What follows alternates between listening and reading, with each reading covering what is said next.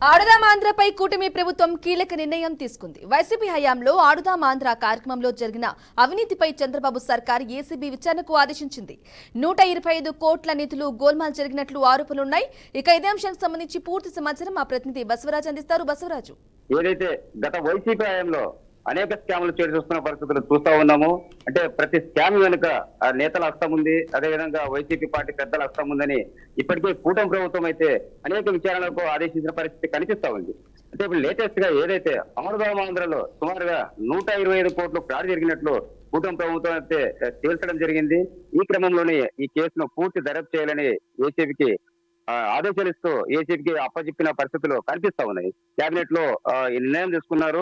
ఆంధ్రలో కీలకంగా మాజీ మంత్రి రోజా ఆధ్వర్యంలో 125 కోట్ల స్కామ్స్, అంటే ఏదైనా క్రీడలకు సంబంధించిన వస్తు సామాగ్రి కొనుగోలు విషయంలో కానీ, అదేవిధంగా ప్రైజ్ మనీ కానీ, అదేవిధంగా క్రీడాకారులకు అందించాల్సిన ఏదైతే డ్రెస్ మెటీరియల్ కానీ, ఇలా అనేక రకాలుగా అంటే అన్ని కాటికి దోచుకున్నట్లు ఏదైతే కూటమి నేతలు అయితే దీన్ని తేల్చడం జరిగింది.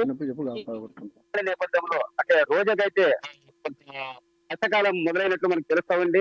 అంటే వరుసగా అనేక స్కామ్లు చాలా మంది ఇప్పటికే అవుతున్న పరిస్థితులు కనిపిస్తా ఉంది. ఈ క్రమంలో ఆంధ్రలో భాగంగా రోజా పట్ల అయితే కూటమి ప్రభుత్వం ఉక్కు పదం మోసే పరిస్థితులు కనిపిస్తా ఉన్నాయి. అంటే ఎవరెవరు ఈ 125 కోట్లలో ఎవరెవరు భాగస్వామ్యంగా ఉన్నారు అంటే క్రీడలకు సంబంధించిన మంత్రులు కావచ్చు, అదేవిధంగా ఆయా విభాగాల్లో పనిచేసిన అధికారులు కావచ్చు, వీళ్ళందరూ మెడ చుట్టూ ఉచ్చు బిగించే పరిస్థితులు కనిపిస్తా ఉన్నాయి. ఏదైతే 125 కోట్ల స్కామ్ సంబంధించి అంటే రోజా త్వరలో అరెస్ట్ చేస్తారనే ఊహాగానాలు ఇప్పటికే మొదలైనాయి. అంటే గత వైసీపీ హయాంలో అనేక మంది అనేక స్కామ్లో పాల్పంచుకున్నారు. ఒక్కొక్కటిగా కూటమి ప్రభుత్వం వెలుగులోకి తీసుకొస్తుంది.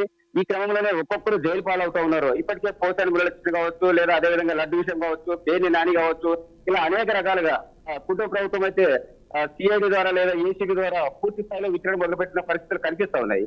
బట్ ఈ లేటెస్ట్ గా ఆంధ్రలో అంటే భారీ ఎత్తున సుమారు 150 కోట్లని చెప్తా ఉన్నారు. 200 జరిగి ఉండబోతున్నారు. అంటే ప్రాథమికంగా అంటే ఏదైతే కూటమి అధికారులకు అంటే చేతికి అందిన ఆధారాలను బట్టి 125 కోట్ల వరకు ఇక్కడ స్కామ్ జరిగినట్లు వాళ్ళు తెలుస్తా ఉన్నారు. దీనికి సంబంధించి నిజాలు నిగ్గు తేల్చాలి.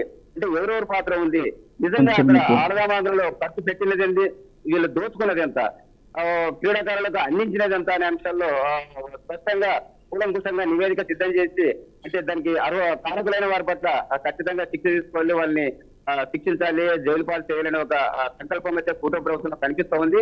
మరి ఈ విచారణలో అంటే ఎవరెవరు బయటకు వస్తారు, ఎవరెవరు ఇక్కడ అక్రమాలకు పాల్పడ్డారు, ఎన్ని కోట్లు రోజా తన పాత్ర ఏమనేది మనకు ఈ విచారణలో అంటే మొదలు పెడితే గానీ తెలిసిన పరిస్థితి కనిపిస్తా ఉంది.